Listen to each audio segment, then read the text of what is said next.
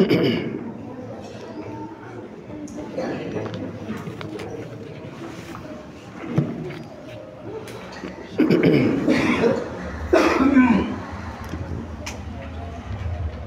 الحمد لله نحمده ونستعينه ونستغفره ونعوذ بالله من شرور أنفسنا ومن سيئات أعمالنا من يهده الله فلا مضل له ومن يضلل فلا هادي له وأشهد أن لا إله إلا الله وحده لا شريك له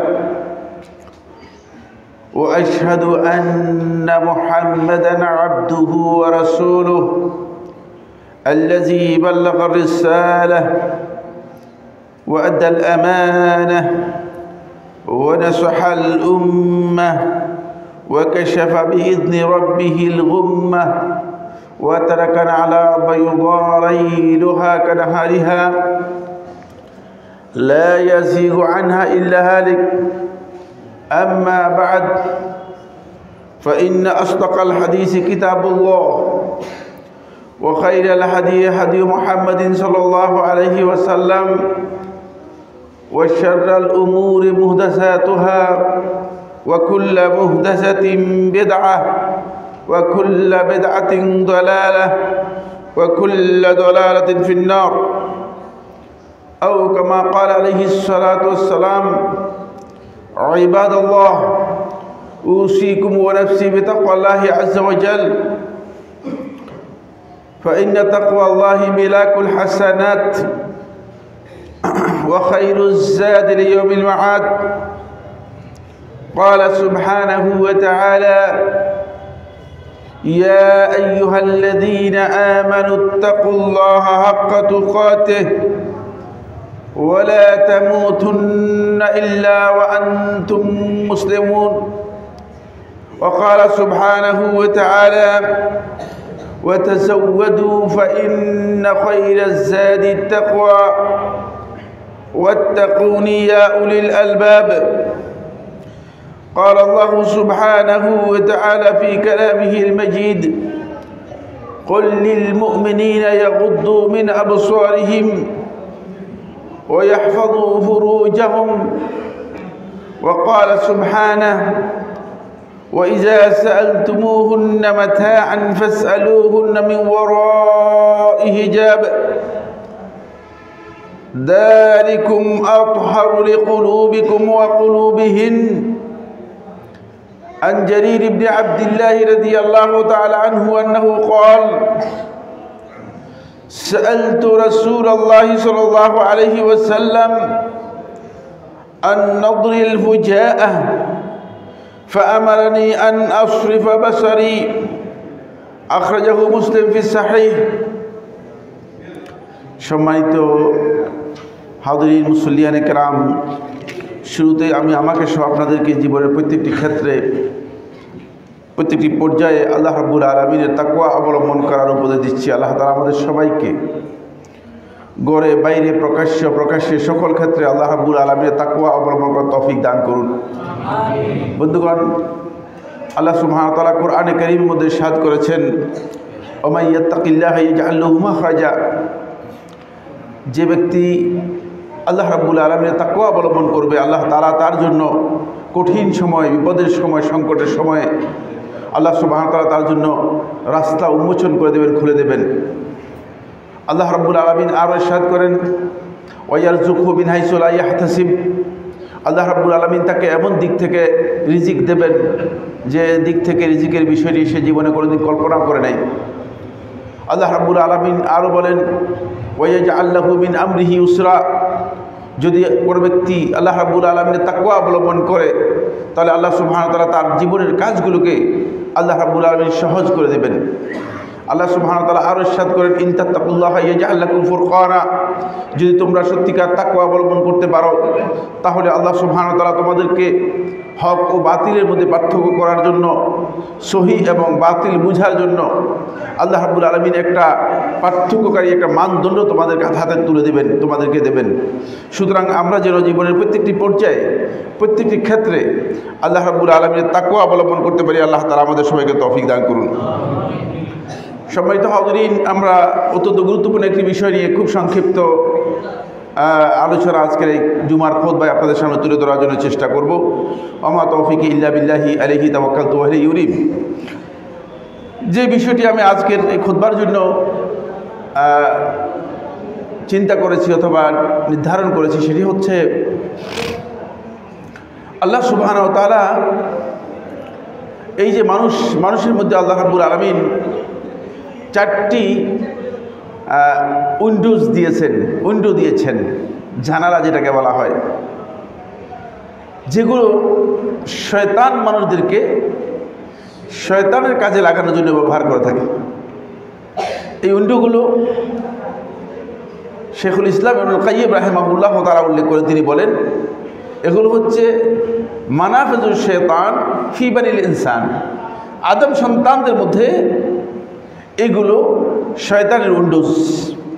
এই কাজগুলো, এই জিনিসগুলো শয়তান ব্যবহার করে মানুষদেরকে হেদায়েতভ্রষ্ট করার জন্য, আল্লাহর রাস্তা থেকে দূরে সরিয়ে নেওয়ার জন্য, মানুষদেরকে আল্লাহর বিধানের বাইরে নিয়ে আল্লাহ তাআলার অবাধ্য করার জন্য। এই ধরনের একটি উইন্ডোজ নিয়ে আজকে আলোচনার একটি মাধ্যম, নলেজের মাধ্যম হচ্ছে দৃষ্টি। আপনি যে কোনো দিকে যখন দৃষ্টি দেবেন তখন আপনি বুঝতে পারবেন সেটা কী জিনিস। এই জন্য এই দৃষ্টিকে শয়তান যে ক্ষতিটুকু তার হয় সেটা হচ্ছে, এই প্রথম ক্ষতি যেটা হয় সেটা হচ্ছে তার অন্তরের মধ্যে আল্লাহ রাব্বুল আলামিন বক্রতা এবং প্রবৃত্তির কামনা বাসনাকে আল্লাহ তাআলা গালিব করে দেন, বিজয় করে দেন।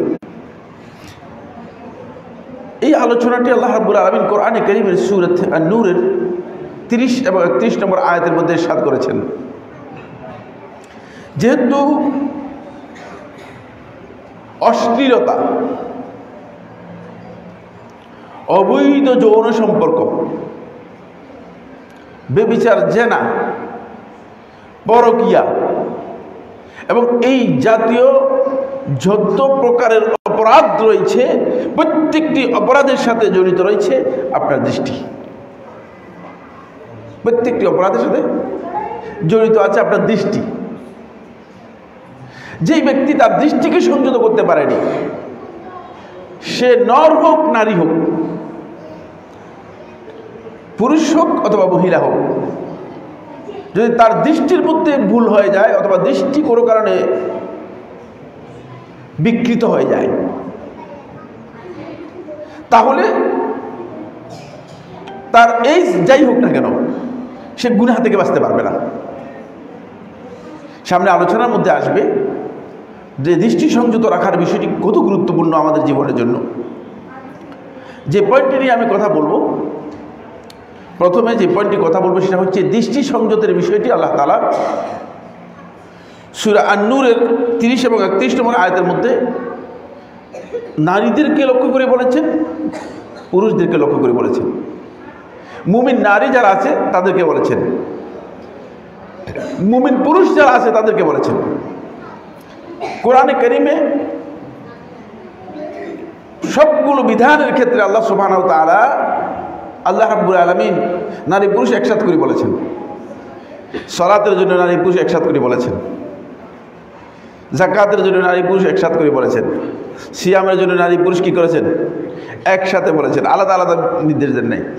কিন্তু যখন আল্লাহ রাব্বুল আলামিন দৃষ্টির কথা বলেছেন, তখন আল্লাহ সুবহানাহু ওয়া তাআলা দৃষ্টির বিষয়টি আল্লাহ রাব্বুল আলামিন পুরুষদের জন্য আলাদা নির্দেশ দিয়েছেন, নারীদের জন্য আলাদা নির্দেশ দিয়েছেন।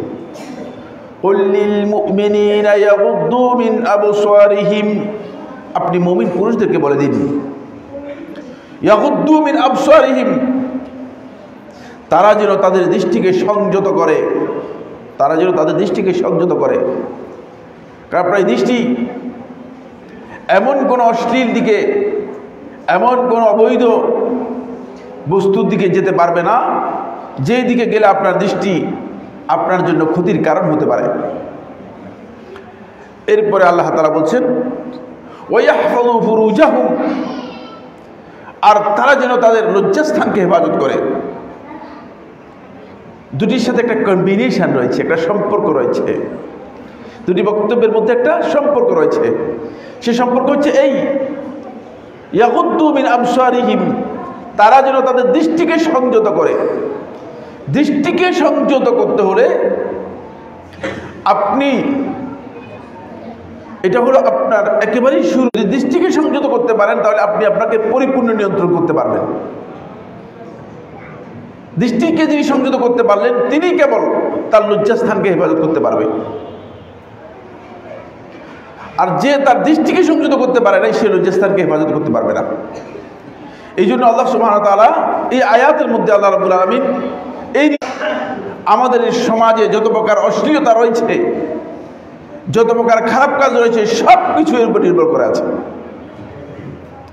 এই জন্য একজন ঈমানদার ব্যক্তি যদি তার দৃষ্টিকে তিনি সংযত করতে পারেন তাহলে তিনি যত প্রকার অশ্লীল কাজ আছে, যত প্রকার অশ্লীল অবৈধ সম্পর্ক আছে, সব থেকে নিজেকে হেফাজত করতে পারবেন।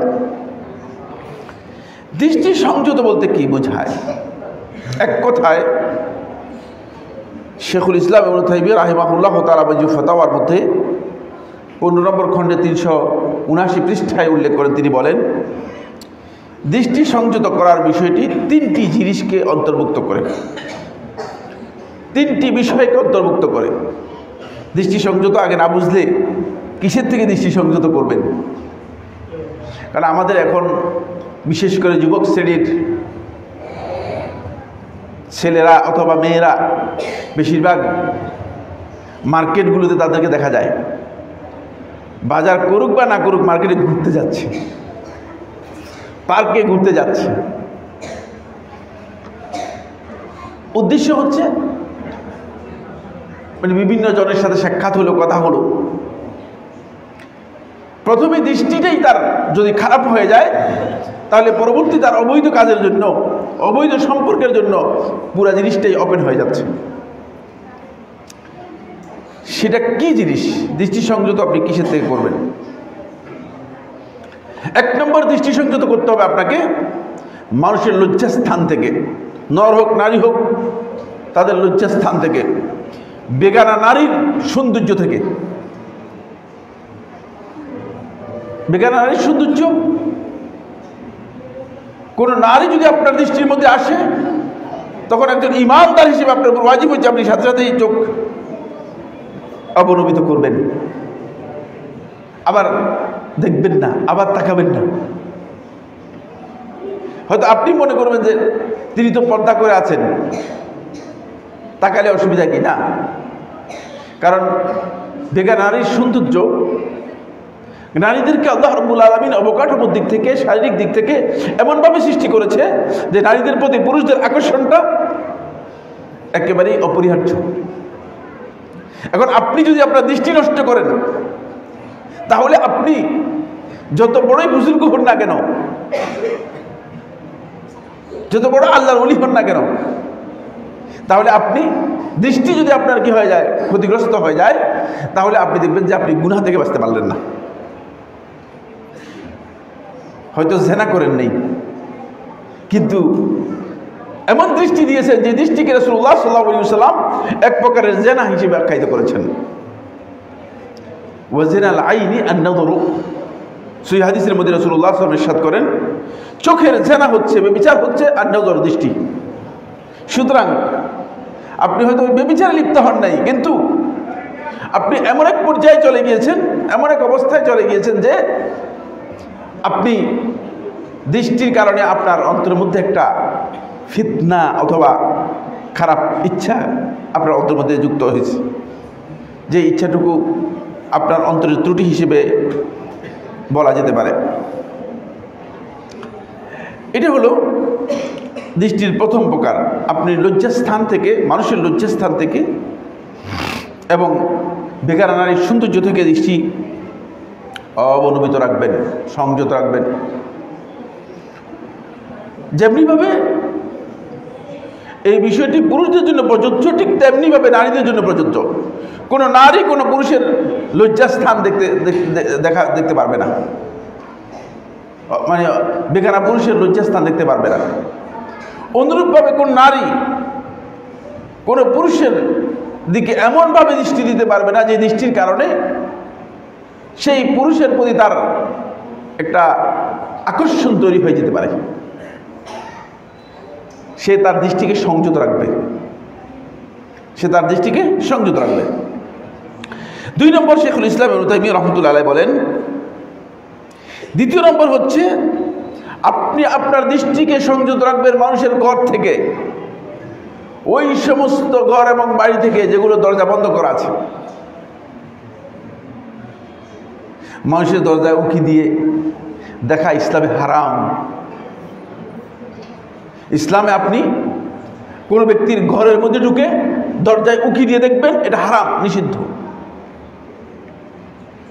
দরজা বন্ধ আছে ঘরে, আপনি প্রবেশ করতে পারবেন না। অনুমতি ছাড়া ঘরের দরজা খুলে ঘরে প্রবেশ করা হারাম। ইসলাম বুঝতে হবে। আপনি প্রথমে অনুমতি নেবেন, আর অনুমতির পদ্ধতি হচ্ছে ইসলামে সালাম দিয়ে অনুমতি নিতে হয়। অনুমতির পদ্ধতি হচ্ছে ইসলামে সালাম দিয়ে অনুমতি নিতে হয়। অনুমতি নিয়ে তারপর আপনি ঘরের মধ্যে প্রবেশ করবেন। কারো দরজা খুলে অথবা কারো ঘরের ভিতরে উকি দিয়ে কারো অন্য কোনো প্রক্রিয়ায় গোয়েন্দাগিরি করে তার গোপন কোনো তথ্য অথবা গোপন কোনো বিষয়ে কোনো না কোনোভাবে বের করে নিয়ে আসা, এটি ইসলামে দৃষ্টি সংযত না করার অপরাধের অপরাধী। ফলে আল্লাহ রাসূল সাল্লাল্লাহু আলাইহি ওয়াসাল্লাম বলেছেন, কোনো ব্যক্তি যদি তোমার ঘরের মধ্যে উকি দেয়, জানালা অথবা দরজা দিয়ে ফাঁক দিয়ে যদি উকি দেয়, তুমি তার চোখটাকে আস্তে করে ছিদ্র করে দাও। যদি চোখ ছিদ্র করে দেন, ইসলামী শরিয়া অনুযায়ী, ইসলামী আইন অনুযায়ী সে কি পাবে না, এর জন্য কোনো পেনাল্টি তার নেই, শাস্তি হবে না। তার অপরাধ হচ্ছে এই, সে কেন আরেকজনের ঘরের দিকে দৃষ্টি দিয়েছে। 3 নম্বর পয়েন্ট,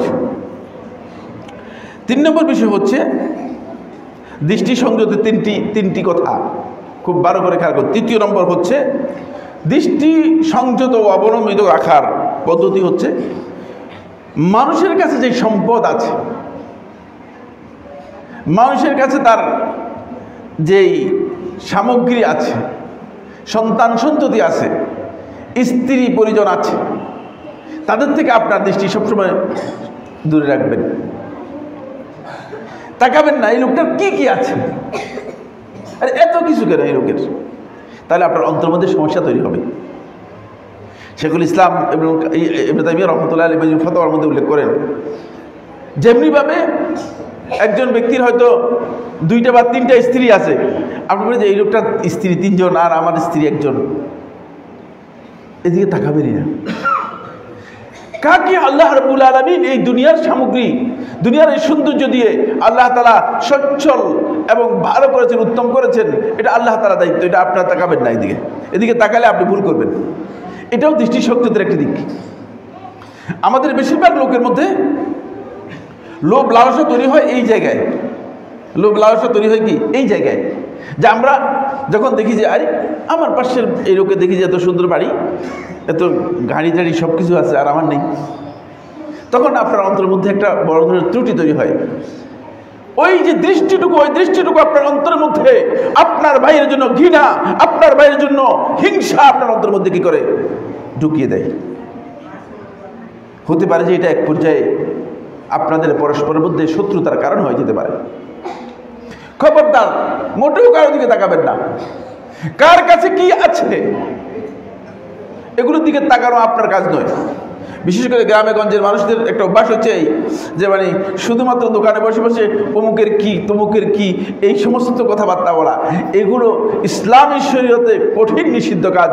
দৃষ্টি সংযতের মধ্যে শেখুল ইসলাম ইবনে তাইমিয়া রাহমাতুল্লাহ উল্লেখ করেছেন, এই লোকগুলো নিজেদের দৃষ্টিকে কি করে নাই, সংযত করতে পারে নাই।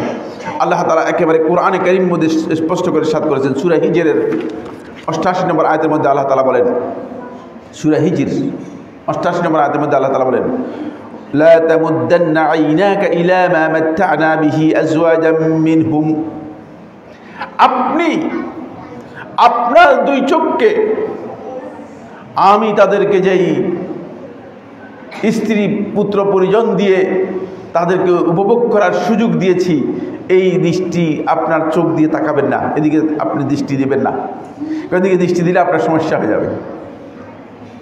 আল্লাহ তাআলা নিষেধ করতেছেন, ওয়ালা তাহজান আলাইহিম, এর জন্য আপনি দুশ্চিন্তাগ্রস্ত হবেন না। কারণ আপনি যখন দেখবেন যে আপনার পাশে একজন মাশাআল্লাহ তার দৃষ্টি অন্যরকম, তার সব কিছু আছে, তার সম্পদ আছে, বাড়ি আছে, ঘর আছে, সবই আছে, এখন আপনার মধ্যে একটা দুশ্চিন্তা তৈরি হবে, আমার নাই কেন?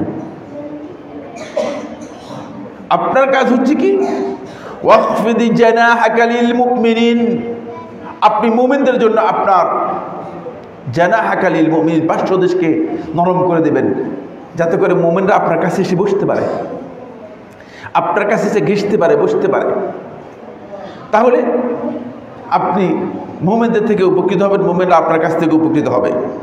সুতরাং কোনো ব্যক্তির জন্য মোটেও বৈধ নয় সেই ব্যক্তি তার দৃষ্টিকে কি করবে, দৃষ্টিকে অবারিত করে দেবে মানুষের সম্পদের দিকে, অথবা মানুষের যে স্বাচ্ছন্দ্য সচ্ছলতা আছে সেটাও তার জন্য নিষিদ্ধ। আসুন বন্ধুগণ, দৃষ্টি সংযত রাখার জন্য আল্লাহ তাআলা কোরআনে যে নির্দেশ দিয়েছেন, এই নির্দেশটুকু এত গুরুত্বপূর্ণ যে এটা ব্যক্তি জীবনে এবং সামাজিক ও পারিবারিক জীবনে এর গুরুত্ব অপরিসীম, অনেক বেশি গুরুত্ব বহন করে থাকে। ব্যক্তি জীবনে যে গুরুত্ব বহন করে থাকে সেটা হচ্ছে এই, আপনি আল্লাহর নির্দেশ পালন করার জন্য আপনাকে আল্লাহ তাআলা নির্দেশ দিয়েছেন, অনুসরণ করতে নির্দেশ দিয়েছেন। আপনি যদি আপনার দৃষ্টিকে সংযত না করেন তাহলে আল্লাহ রাব্বুল আলামিনের নির্দেশ লঙ্ঘন করলেন, অমান্য করলেন। আর আল্লাহ তাআলার নির্দেশ অমান্য করার কারণে আল্লাহ সুবহানাহু ওয়া তাআলা আপনাকে আল্লাহ রাব্বুল আলামিন ক্ষতিগ্রস্ত করবেন, আপনাকে আল্লাহ তাআলা শাস্তি দেবেন। 2 নম্বর যে বিষয়টি সেটি হচ্ছে,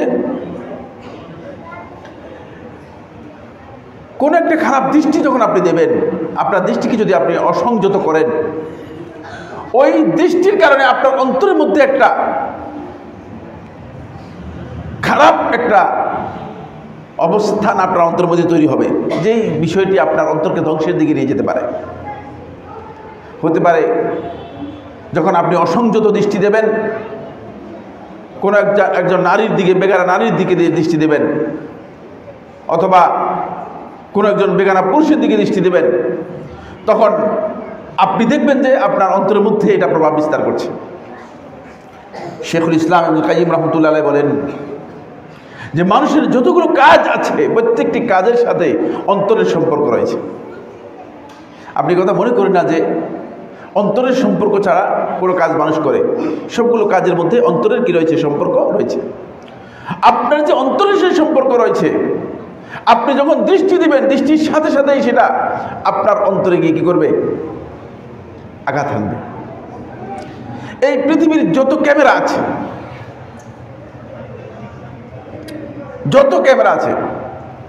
এই প্রত্যেকটি ক্যামেরার জন্য শর্ত হচ্ছে ক্যামেরাকে আপনি ক্যাপচার করলে তারপরে কি হবে, ক্যামেরা সেটাকে কি করবে, সেভ করবে। কিন্তু আল্লাহ সুবহানাহু ওয়া তাআলা এই মানুষের এই দুই চোখের মধ্যে এত বিশাল একটি ক্যামেরা দিয়েছে, এখানে আপনি ক্যাপচার করতে হয় না, শুধু একবার দৃষ্টি দিলেই পড়ে কি হয়ে যাবে, সাথে সাথে অন্তরের মধ্যে গিয়ে এটা পরিপূর্ণরূপে আপলোড হয়ে যাবে। আপনি দেখেন, এমনকি আপনি তালাশ করে বের করতে হবে, যদি আপনি কম্পিউটারের মধ্যে দেখেন তালাশ করে বের করতে হবে যে আমার এটা কোথায় সেভ করলাম, তালাশ করতে হবে না, কোন সময় কোথায় কোন হোটেলের মধ্যে কার সাথে সাক্ষাৎ হয়েছে, এখন এই মুহূর্তে অ্যাডভান্স আপনি কি করতে পারবেন, রিপ্লে করতে পারবেন। এত এটা এত শক্তিশালী একটি ক্যামেরা যা আছে। এই জন্য আল্লাহ রাব্বুল আলামিন এই দৃষ্টিকে কি করেছেন, নিয়ন্ত্রণ করাকে অপরিহার্য করে দিয়েছেন। ওই দৃষ্টি আপনার এমন এক পর্যায়ে চলে যায় যে এটা আপনার অন্তরের মধ্যে এমন বিক্রিয়া তৈরি করে, এই কারণেই মূলত আজকে সমাজের মধ্যে অশ্লীলতা ব্যাপক। টেলিভিশনগুলোতে আমাদের মেয়েরা, আমাদের যুবকরা যেগুলো দেখছে, এতে তাদের দৃষ্টি সংযত হচ্ছে তো না? প্রশ্নই আসে না।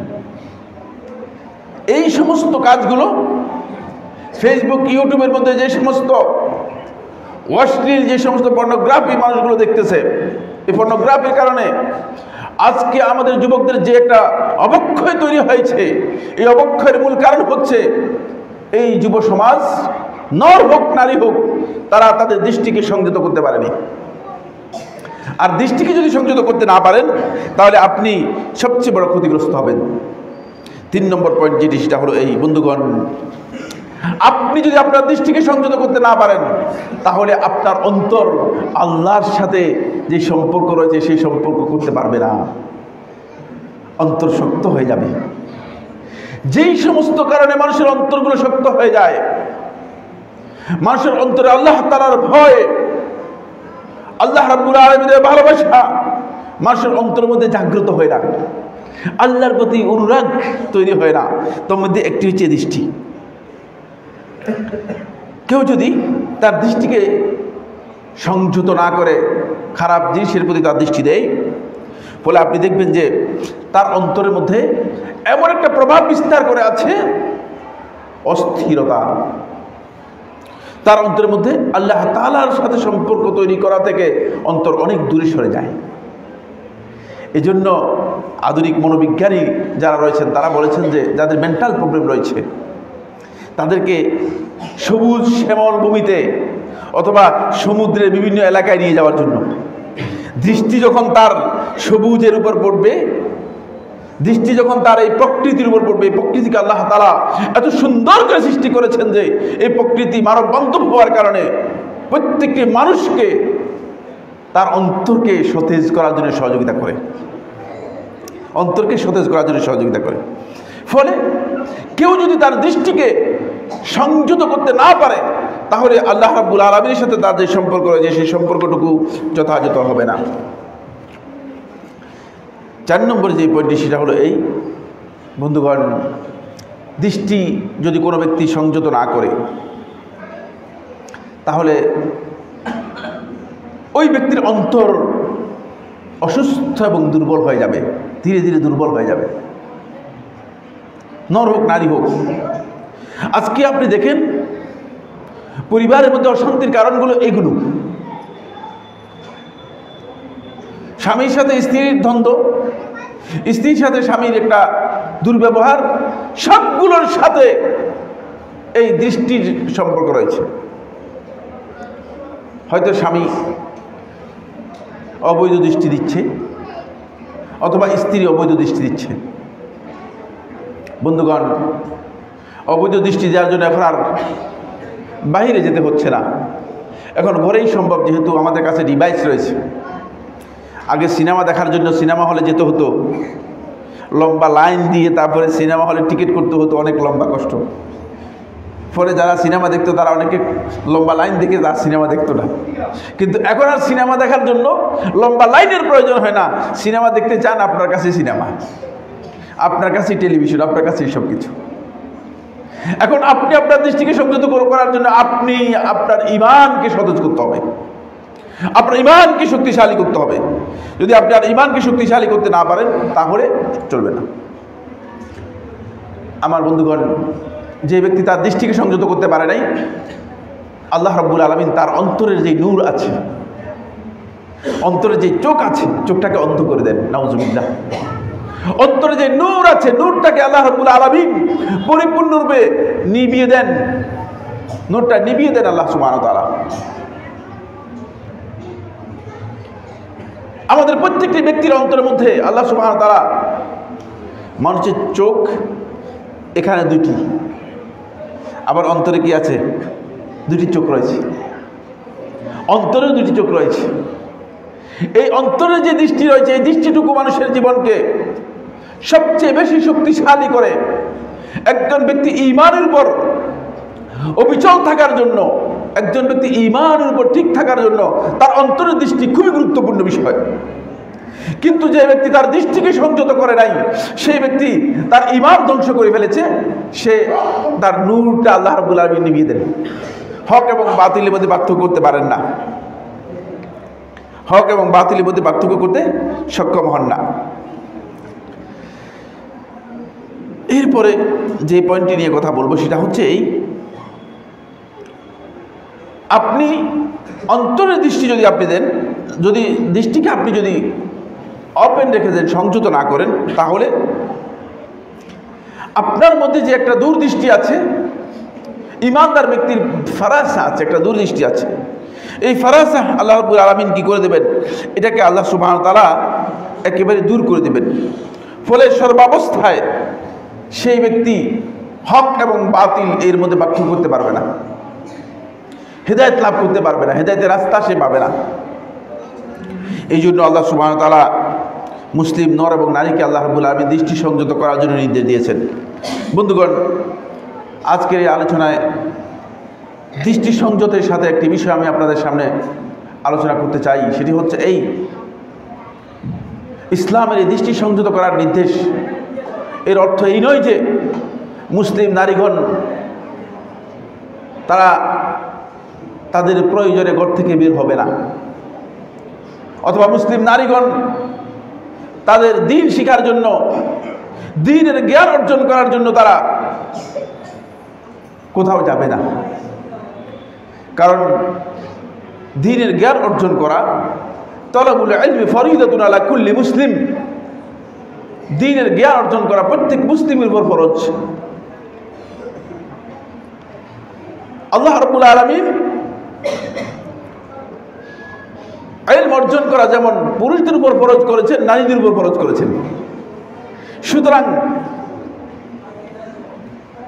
আমরা যেমন আজকে মাদ্রাসায় পড়ার আমাদের সুযোগ নেই, জুমার খুতবার মধ্যে আমরা অংশগ্রহণ করলে কিছু দ্বীনের বিষয় জানতে পারি। এখন নারীরা যদি, তাদেরও মাদ্রাসায় যাওয়ার কোনো সুযোগ নেই, তাদের তো মাদ্রাসায় যাবে কোথায়? সন্তান লালন পালন, ঘরের দায়িত্ব, পরিবারের দায়িত্ব পালন করতে করতেই শেষ। ফলে এই নারীদের ইসলামের জ্ঞান অর্জন করার জায়গা কোথায় রেখেছেন? এই কারণেই আমরা আমাদের মসজিদগুলোতে জুমার খুতবা সহ ইসলামী হালাকাগুলোতে নারীদেরকে আসার জন্য আমরা উদ্বুদ্ধ ও অনুপ্রাণিত করি। তবে অবশ্যই প্রত্যেক নারী তার দৃষ্টিকে সংযত করে আসবে, প্রত্যেক পুরুষ তার দৃষ্টিকে সংযত করে আসবে। কিন্তু কেন আমরা এই উদ্বুদ্ধ করি, অনুপ্রাণিত করি? কারণ হচ্ছে দ্বীনের জ্ঞান অর্জন করার এছাড়া আর কোনো সুযোগ নেই। অত্যন্ত আফসোসের বিষয়, পরিতাপের বিষয় হচ্ছে এই যে আমাদের একদল মৌলবীর ফতোয়া হচ্ছে এই যে নারীরা মসজিদে আসলে অসুবিধা রয়েছে। আমি একাধিক মসজিদের মধ্যে লেখা আছে নারীদের প্রবেশ নিষেধ। তো নারীদের প্রবেশ নিষেধ কে করেছে মসজিদের মধ্যে? এই নিষেধটা করলো কে? যিনি লিখেছেন তিনি কে? মসজিদ আল্লাহর ঘর, ইবাদতের জন্য তৈরি করা হয়েছে। আল্লাহর বান্দা নর হোক নারী হোক মসজিদে ইবাদত করবে। আল্লাহ রাসূল সাল্লাল্লাহু আলাইহি ওয়াসাল্লামের যুগ থেকে আরম্ভ করে আজকের যুগ পর্যন্ত নবী সাল্লাল্লাহু আলাইহি ওয়াসাল্লামের মসজিদের মধ্যে নারীরা জামাতে সালাত আদায় করতেছে, 5 ওয়াক্ত জামাতে সালাত আদায় করতেছে। নিষেধ করার অধিকার নেই। কে নিষেধ করেছে? এই মৌলবীদের কাছে আমার প্রশ্ন, মসজিদে আসতে নারীদেরকে নিষেধ করছেন যে নারীদের মসজিদে আসা নিষেধ, কিন্তু একদিনের জন্য তো আপনারা এই ফতোয়া দেন নাই নারীদের বাজারে যাওয়া নিষেধ, একদিনের জন্য আপনি ফতোয়া দেন নাই নারীদের সিনেমা হলে যাওয়া নিষেধ, একদিনের জন্য আপনি ফতোয়া দেন নাই যে নারীদের ইউনিভার্সিটিতে পড়া নিষেধ। ওগুলো কে জায়েজ করেছে? কেন আপনি নারীদেরকে দ্বীনের জ্ঞান থেকে বঞ্চিত করার জন্য নারীদেরকে আপনি নিষেধ করতেছেন যে নারীদের মসজিদে আসা নিষেধ? আজকের এই জুমার খুতবা আমি তথ্যহীনভাবে বলে দিতে চাই।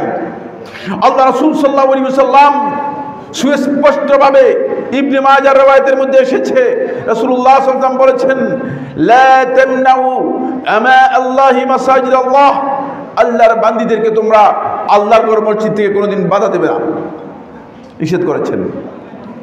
আসেন, আপনি আল্লাহ রাসূলের বক্তব্য গ্রহণ করবেন নাকি আমি মৌলবীর কথা গ্রহণ করবেন? মৌলবীর কথার কোনো মূল্য নেই।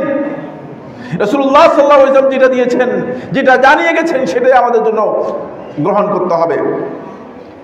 আল্লাহ রাসূল সাল্লাল্লাহু আলাইহি ওয়াসাল্লামের পরবর্তী সময় উমর ইবনে খাত্তাব রাদিয়াল্লাহু তাআলা আনহু আসলেন। মুসলিম জাহানের সবচেয়ে বিশাল অংশের খলিফা, ইসলামের দ্বিতীয় খলিফা উমর ইবনে খাত্তাব রাদিয়াল্লাহু তাআলা আনহু আমিরুল মুমিনিন লকব নিয়ে এসেছেন। প্রায় অর্ধ পৃথিবীর কর্তৃত্ব উমর ইবনে খাত্তাব রাদিয়াল্লাহু তাআলা আনহুর কাছে ছিল। ওমর রাদিয়াল্লাহু তাআলা একজন স্ত্রী ছিলেন, তার নাম হচ্ছে আতিকা বিনতে যায়েদ ইবনে আমর রাদিয়াল্লাহু তাআলা আনহা। আতিকা বিনতে যায়েদ রাদিয়াল্লাহু তাআলা আনহা তিনি আল্লাহ রাসূল সাল্লাল্লাহু আলাইহি ওয়াসাল্লামের মসজিদের মধ্যে জামাতে সালাত আদায় করার জন্য আসতেন, জামাতে সালাত আদায় করতেন নিয়মিত। ওমর রাদিয়াল্লাহু তাআলা আনহু, আতিকা রাদিয়াল্লাহু তাআলা আনহা তিনি মদিনার মধ্যে সবচেয়ে সুন্দরী নারী ছিলেন। 4 জন শহীদ সাহাবী এর স্ত্রী ছিলেন আতিকা বিনতে যায়েদ ইবনে আমর রাদিয়াল্লাহু তাআলা আনহা। আতিকা রাদিয়াল্লাহু তাআলা আনহা মসজিদে এসে জামাতের সালাত আদায় করুক, ওমর রাদিয়াল্লাহু চাইতেন না। ওমর রাদিয়াল্লাহু চাইতেন না। ওমর রাদিয়াল্লাহু দৃষ্টিভঙ্গি ছিল যে নারীরা মসজিদে আসলে ফিতনার কারণ হতে পারে, এই জন্য ওমর রাদিয়াল্লাহু পছন্দ করতেন কম। এটা তার ইজতিহাদ, কিন্তু তিনি বাউন্ড করতেন না, কাউকে বাধ্য করতেন না। ওমর রাদিয়াল্লাহু তাআলা আনহু একদিন এক ব্যক্তিকে ওমর রাদিয়াল্লাহু তাআলা কি করলেন, তার পক্ষ থেকে উকিল ধরলেন, বললেন যে শুনো, আমি ওমর রাদিয়াল্লাহু তাআলা আতিকার স্বামী, আমি অপছন্দ করি আতিকা যেন মসজিদে জামাতে না আসে, তুমি একটু আতিকাকে বুঝাও। এই বেচারা সহজ সরল মানুষ, মুসলিমরা তো সহজই হয়, জটিল মানুষ হয় না। ওমর রাদিয়াল্লাহু তাআলা যখন এই কথা বললেন, এই বেচারা কি আতিকা রাদিয়াল্লাহু তাআলাকে বললেন যে আতিকা, তুমি একটা ভুল কাজ করতেছো,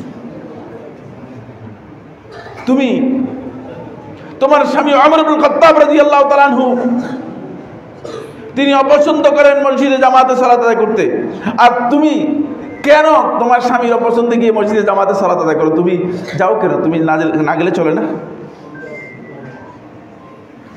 তখন আতিকা রাদিয়াল্লাহু তাআলা বললেন, তাকে বললেন যে আমি তোমাকে একটা প্রশ্ন করতে চাই, এই কথাটুকু তুমি কেন বললে?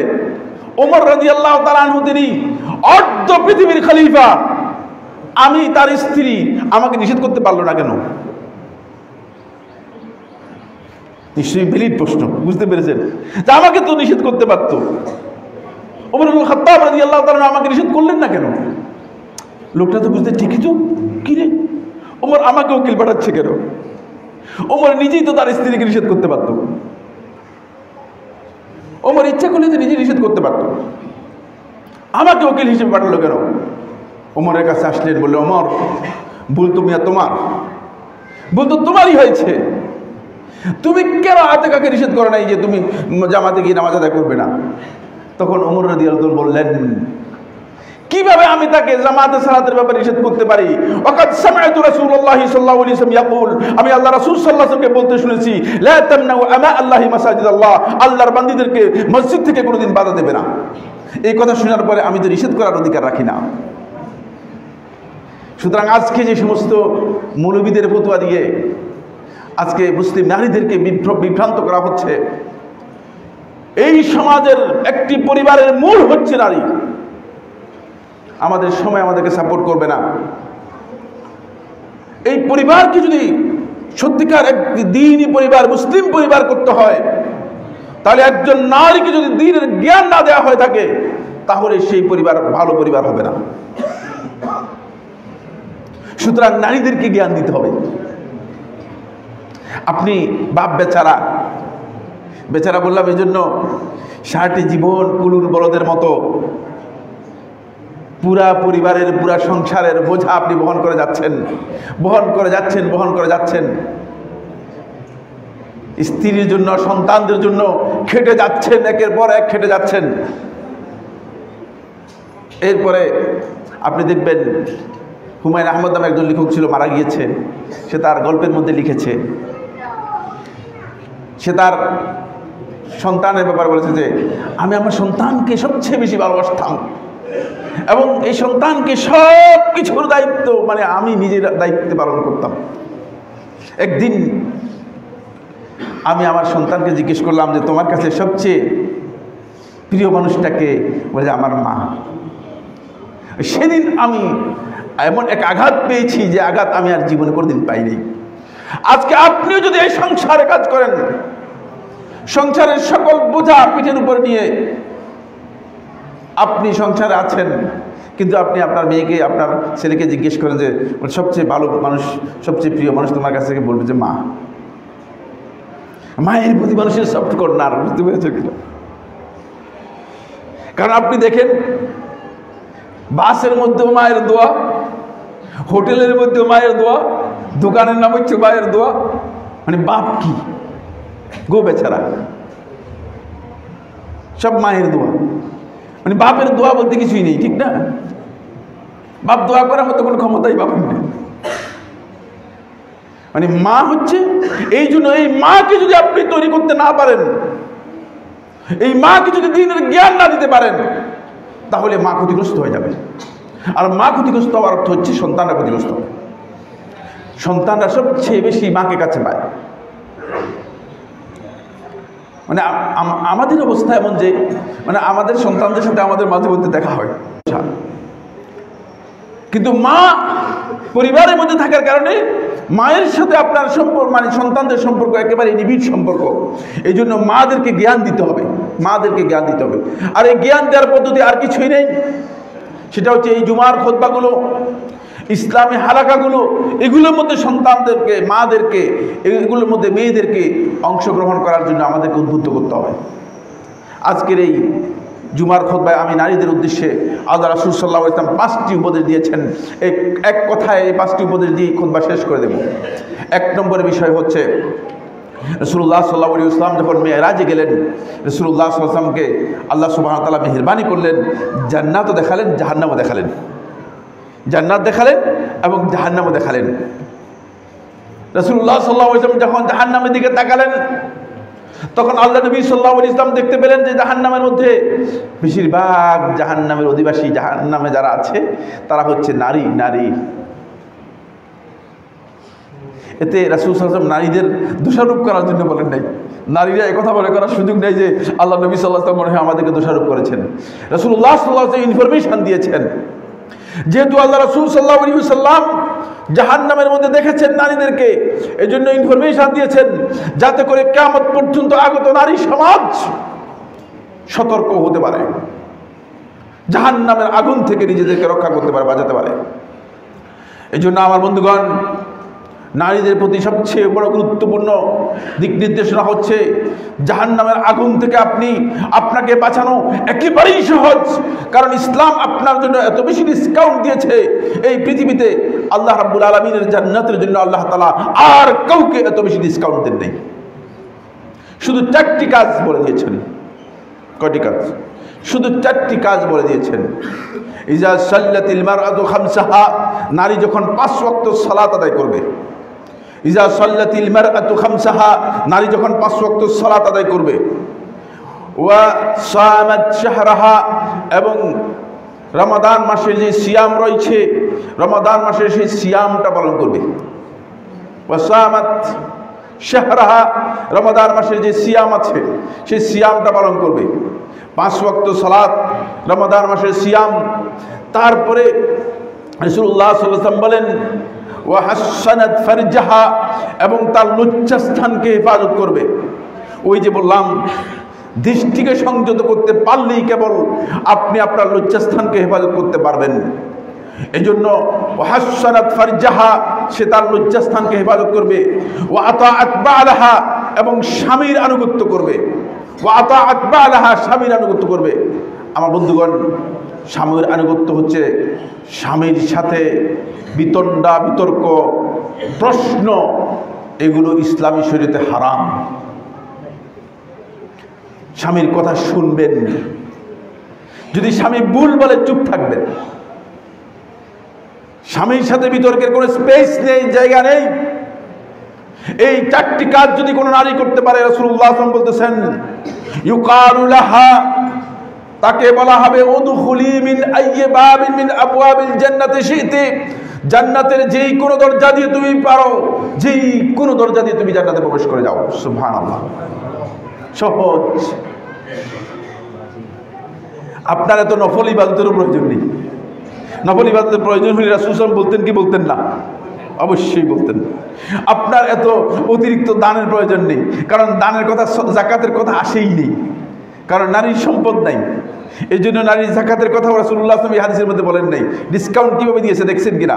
আপনার হজের কথা বলেন নাই, কারণ বেশিরভাগ নারীদের জন্য হজ ফরজ হয় না, কারণ টাকা না থাকলে হজ ফরজ হবে কিনা? টাকা না থাকলে হজ ফরজ হবে না।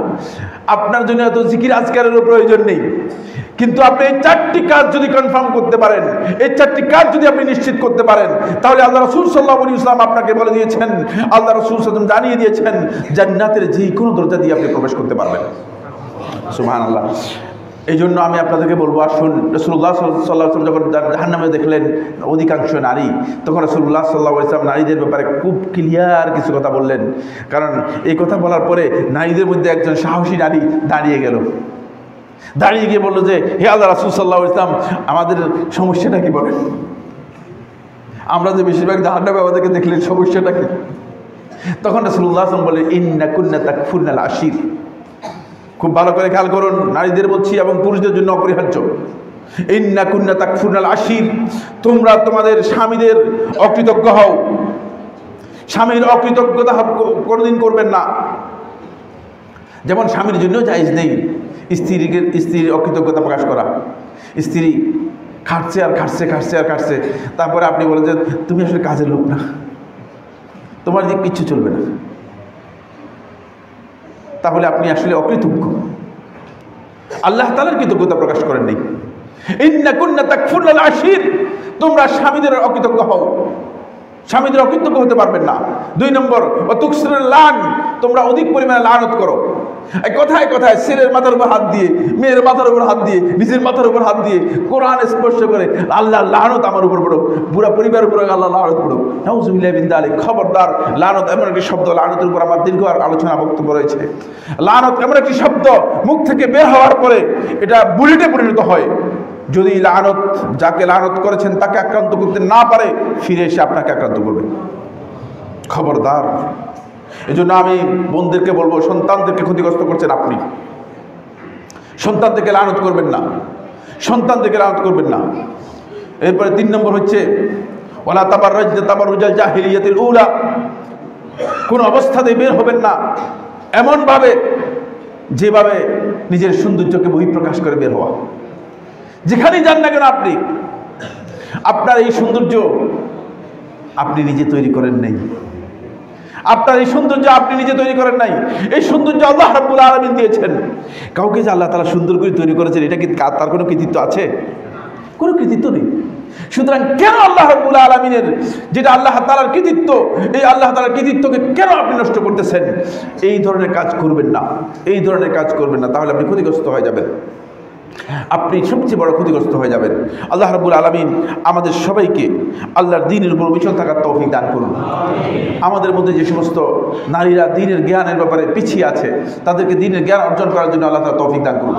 আমি আমাদের বন্ধুদেরকে অনুরোধ করব, আসুন আজকে থেকে ইনশাআল্লাহ তাআলা মসজিদ আল মদিনা, এই মদিনা মসজিদ কমপ্লেক্সে ইনশাআল্লাহ তাআলা নারীদের সালাতের ব্যবস্থা করা হয়েছে, দোতলায় সুন্দর ব্যবস্থা রয়েছে। আপনারা আশেপাশে যে সমস্ত আমাদের বোনেরা রয়েছেন তাদেরকে দাওয়াত দিবেন। এখানে কোরআন এবং হাদিসের আলোচনা হবে। এখান থেকে আপনি 2টি কথা যদি নিতে পারেন, তাহলে হয়তো আপনার জীবনের পরিবর্তন হয়ে যেতে পারে। হতে পারে আপনার জীবনের এমন একটা অবস্থা তৈরি হতে পারে, আপনার জীবন আলোকিত হয়ে যেতে পারে, আপনার পরিবার আলোকিত হয়ে যেতে পারে।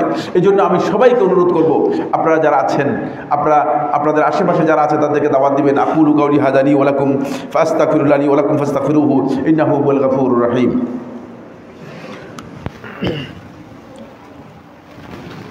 الحمد لله على إحسانه والشكر له على توفيقه وامتنانه وأشهد أن لا إله إلا الله وحده لا شريك له تعظيما لشانه وأشهد أن محمدا عبد الله ورسوله الداعي إلى رضوانه وعلى آله وأصحابه وإخوانه عباد الله رحمكم الله إن الله أمركم بأمر كريم ألا وهو الصلاة والسلام على النبي الكريم فقال في محكم التنزيل إن الله وملائكته يصلون على النبي يا أيها الذين آمنوا صلوا عليه وسلموا تسليما اللهم صل على محمد وعلى آل محمد كما صليت على إبراهيم وعلى آل إبراهيم في العالمين إنك حميد مجيد وبارك اللهم على محمد وعلى آل محمد كما باركت على إبراهيم وعلى آل إبراهيم في العالمين إنك حميد مجيد وارض اللهم عن الخلفاء الراشدين الأئمة المهديين أبي بكر وعمر وعثمان وعلي وعن سائر أصحاب محمد صلى الله عليه وسلم أجمعين اللهم أعز الإسلام والمسلمين اللهم انصر عبادك الموحدين في كل مكان رب العالمين মেহেরবানি করে মুসলিম বিশ্বের বিভিন্ন ভূখণ্ডে মুসলিমরা নির্যাতিত হচ্ছে তাদের উপর আপনি আপনার রহমত নাজিল করুন রব্বুল আলামিন রব্বুল আলামিন আপনি তাদেরকে সাহায্য করুন রব্বুল আলামিন রব্বুল আলামিন তাদের যে বিপদ রয়েছে বিপদ দূর করে দিন রব্বুল আলামিন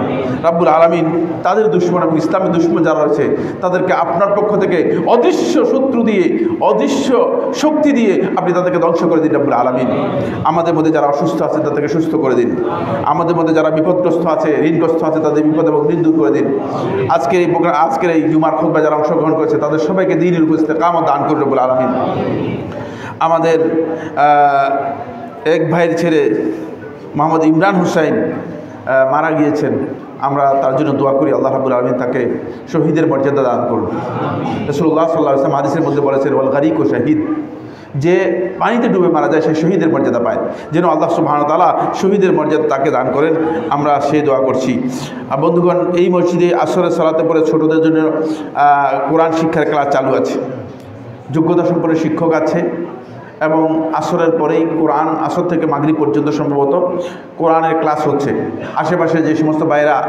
আপনাদের সন্তান আছে আপনাদের সন্তানদের কোরআন শিক্ষা দিন অন্তপক্ষে কোরআনটা শিক্ষা দিন আমরা দুনিয়ার জ্ঞানের জন্য এত অস্থির হয়ে যাচ্ছি কিন্তু আল্লাহর কিতাবটা শিখাতে পারলাম না আমার সন্তানকে এটা হতে পারে না এই জন্য সবাইকে আমি অনুরোধ করব আপনারা আপনাদের সন্তানকে কোরআন শিক্ষা দেওয়ার জন্য আসবেন মাগরিবের সালাতের পরে বড়দের জন্য কোরআন ক্লাসের ব্যবস্থা থাকবে মাগরিবের সালাত থেকে আরম্ভ করে কিছু সময় 1 ঘন্টা আপনারা যারা বয়স্ক আছেন আশেপাশে অধিকাংশ ভাইকে দেখি যে স্টলে বসে চা স্টলে বসে আশেপাশে দোকানে বসে অপ্রয়োজনীয় সময় নষ্ট করতেছেন গল্প করতেছেন আমি জানি না মানে কেন জানি আমি একটা সেকেন্ড বের করতে পারতেছি না জীবন থেকে আর এই লোকগুলো চা স্টলে বসে কীভাবে সময় নষ্ট করে আমি বুঝে আসি না আমার কীভাবে সেটা সম্ভব কিভাবে সম্ভব তাহলে কি আপনি আল্লাহ তাআলার মানে অবাধ্য হয়ে যাওয়ার কারণে আল্লাহ তাআলা আপনার সময়কে নষ্ট করে দিয়েছেন আল্লাহ রাব্বুল আলামিন আপনার সময়কে মূল্যহীন করে দিয়েছেন আপনার সময় আপনার জীবন থেকে ক্ষতিগ্রস্ত হয়ে গিয়েছে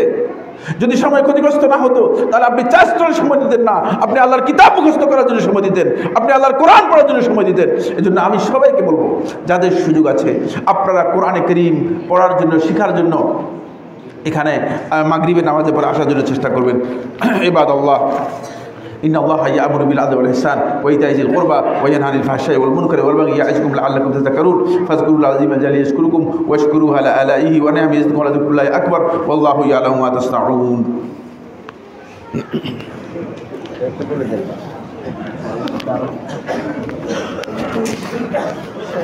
তিনতলা